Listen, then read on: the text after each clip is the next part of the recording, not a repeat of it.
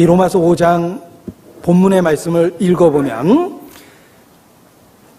시제에 따라서 큰 교훈을 얻을 수 있습니다. 자, 시제에 따라서라는 말은 우리 영어 문법 배울 때 시제에 대해서 배우죠. 과거가 있고 현재가 있고 미래가 있다. 그래서 이 동사를 사용할 때 과거, 현재, 미래를 잘 구별해서 써야 된다라고 이렇게 시제에 대한 배움을 갖게 되는데, 이 로마서 5장의 복음의 내용을 설명한 것에도 시제가 있습니다. 과거가 있고 현재가 있고 미래가 있습니다. 시제에 따라서 구별하면 이 말씀이 더 마음에 쉽게 이해가 됩니다. 먼저 과거, 이루어진 사건을 보면 예수 그리스도께서 경건치 않은 자를 위하여 죽으셨습니다.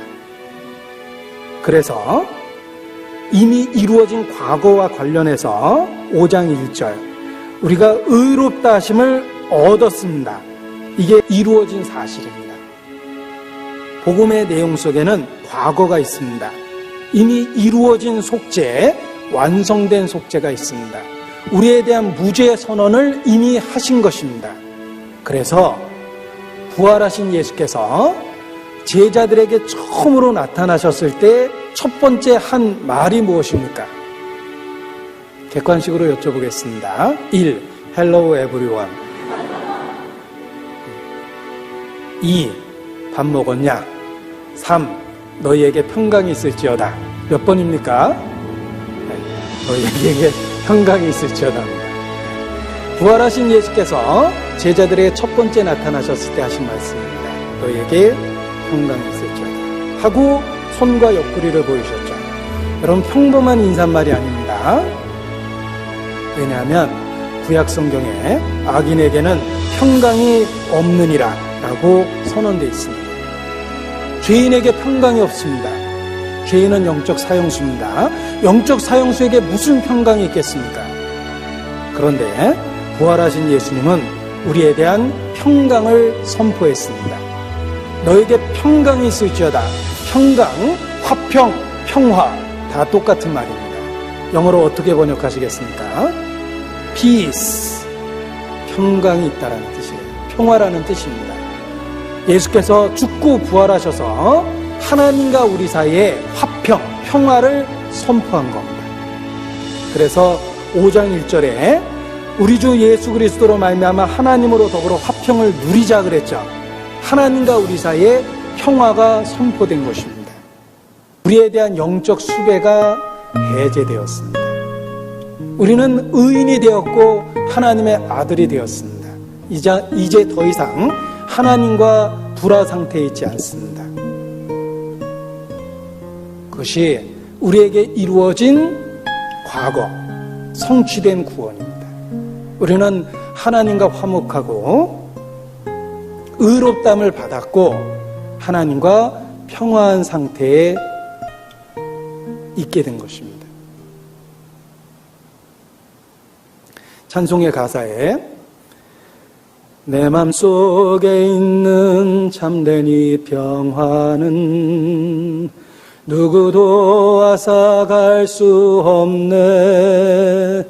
주는 내 마음에 구주 되시었네.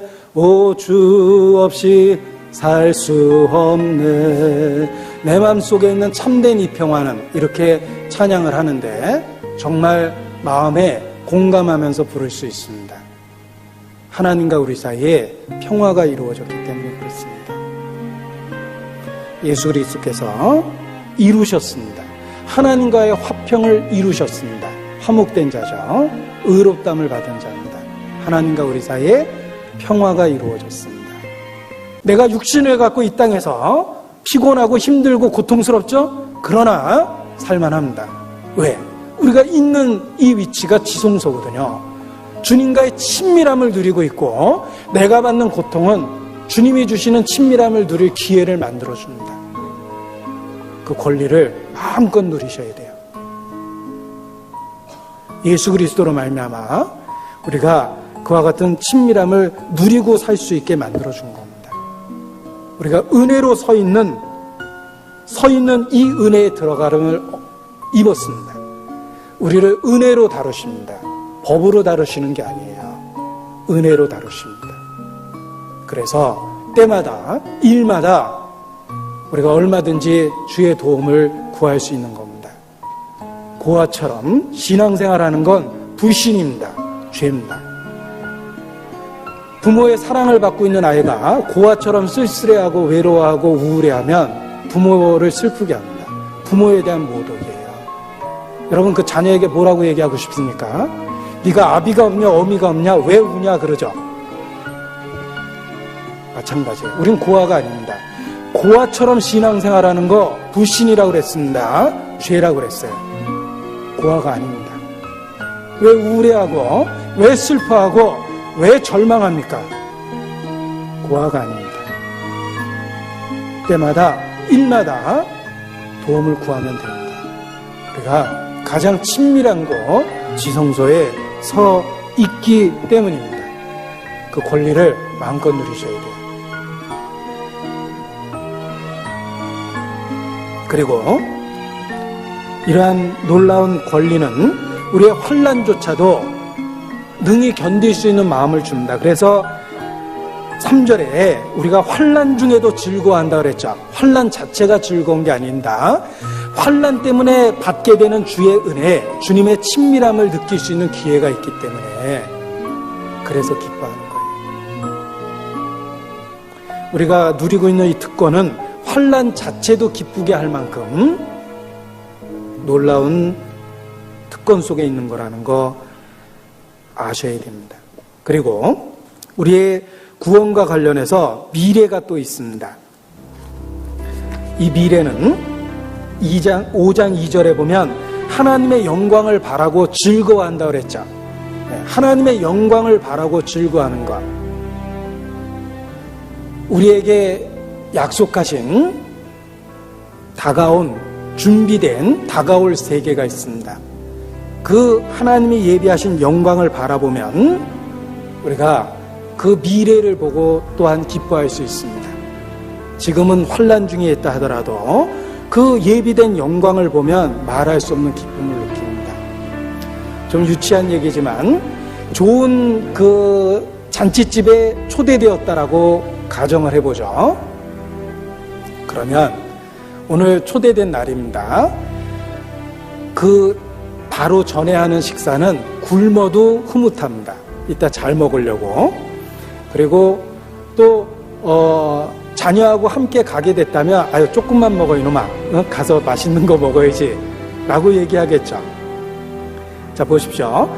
저녁에 좋은 파티에 간다라는 것이 아침과 점심을 작게 먹거나 굶어도 흐뭇하게 만듭니다. 또 내년에 큰 좋은 아파트에 입주한다는 사실이 현재 살림을 줄여서 단칸방에 살고 있어도 여유 있게 만듭니다. 하물며 하나님이 예비한 영원한 세계의 영광을 우리가 미래 바라보고 있는데 육신 7, 80년 견딜만 합니다. 내가 살아서 어떤 일을 경험하든 인생 견딜만 합니다. 왜?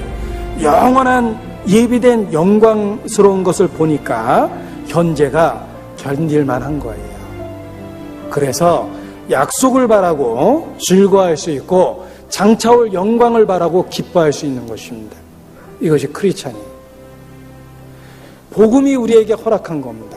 복음에는 시제가 있다고 그랬죠? 과거, 이루신 사실이 있고 현재, 우리가 그로 인해서 누릴 수 있는 축복이 있고 미래, 약속된 미래가 있습니다. 그래서 그리스도인 말할 수 없는 축복을 받은 것입니다.